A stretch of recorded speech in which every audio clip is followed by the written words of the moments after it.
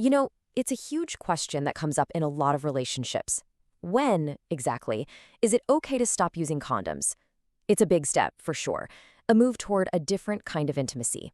But it absolutely requires a clear, responsible plan. So in this explainer, we're going to walk through the essential steps, using some great advice from Dr. Namal Wijasinghe. Okay, so let's just dive right in, right? Is sex without a condom safe?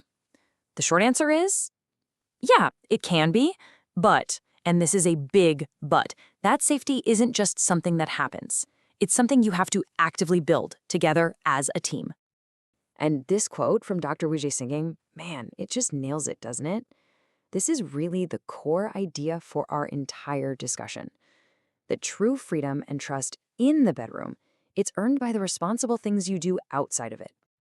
So, where do we even begin? Well, the very first step on this path isn't a heart-to-heart conversation. It's a trip to the clinic. And this is the non-negotiable foundation for everything else we're going to talk about. This first step is an absolute 100% must for both partners. And why is this so critical? Well, it's because a lot of sexually transmitted infections are what they call asymptomatic. That's just a fancy way of saying you could have one and have no idea, no signs, no symptoms, nothing. So even if you've been in a monogamous relationship for a while, testing is literally the only way to know for sure. And listen, this is not a one-and-done deal. It's an ongoing promise to each other. After you get that first full screening to establish your baseline of shared health, the plan has to include retesting every few months. And, of course, getting tested immediately if there's ever any potential outside exposure. It's this continuous process that keeps that foundation of trust and safety solid. Okay, so once you've done that, let's talk about step 2, because this is where the strategy comes in. Once you've confirmed you're both STI-free, taking condoms out of the equation means you suddenly have 2 separate risks you need to manage: pregnancy and, of course, any future infections. See, the thing about condoms is they do 2 jobs at once. They're pretty unique that way. So when you take that barrier away, you have to replace the birth control part of their job with a really reliable, dedicated plan. This is not something you want to just leave up to chance. All right, so this table here breaks down some of the most common choices. Up at the top, you've got the super effective long-term methods like the IUD and the implant. Both are over 99% effective. Amazing, right? Then you've got things like the pill or the patch, which are still really effective, but, they require you to remember to do something every single day. And then, way down at the bottom, there's the withdrawal method, which, well, you can see that effectiveness range is pretty wide, and the risk of it failing is much, much higher. And I love this point from the doctor. The best method for you isn't just about a number on a chart. It's about your lifestyle.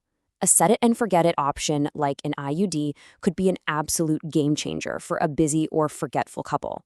For other people, the control of a daily pill is what works for them. It's a really personal choice. Now, I want you to really look at this number for a second, 78%. That's the low-end effectiveness for the withdrawal method in the real world with typical use. Let's put that into perspective, okay? That means that out of every 100 couples who only rely on this method, as many as 22 of them could get pregnant in a single year. That's a huge gamble that requires absolute perfect timing every single time. So you've got your contraception figured out. Great. Now what about keeping yourselves safe from STIs moving forward? Well, beyond just being monogamous and getting tested regularly, there are some simple everyday habits that can add yet another layer of protection. Think of these as your long-term safety net. We're talking about small things that make a big difference, like using lubricant to prevent tiny tears, or peeing after sex to lower the risk of a UTI. And then there are the big ones, like getting vaccinated for things like HPV and hepatitis B. That adds a powerful, lasting shield to your shared health. Okay, we've talked about the clinic visits, the daily habits. But honestly, none of that works without the single most important piece of this whole puzzle: constant, radical honesty and open communication. And this idea right here, it is everything. Agreeing to go condom-free one time does not mean that conversation is over forever. Not even close.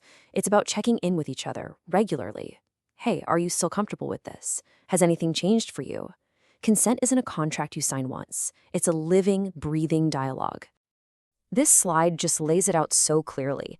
The difference between active, healthy conversation and just silent, dangerous assumptions. On one side, you have open dialogue, asking why, checking in. On the other side, you've got these assumptions that just fill the silence.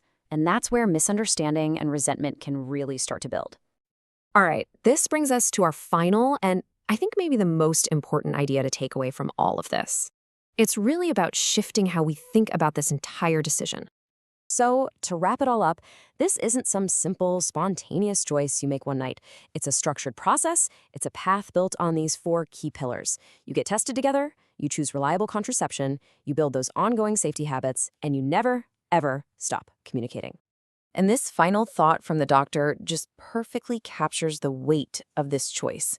It's a privilege that you earn through mutual trust and shared responsibility and a deep, deep commitment to protecting each other's health and well-being. You have to protect it. So at the end of the day, after looking at everything we've talked about, the tests, the planning, the constant conversations, this is really the only question that matters. It's a question only you and your partner can answer. It requires both of you to be all in, fully informed, and ready to walk that path together, every single step.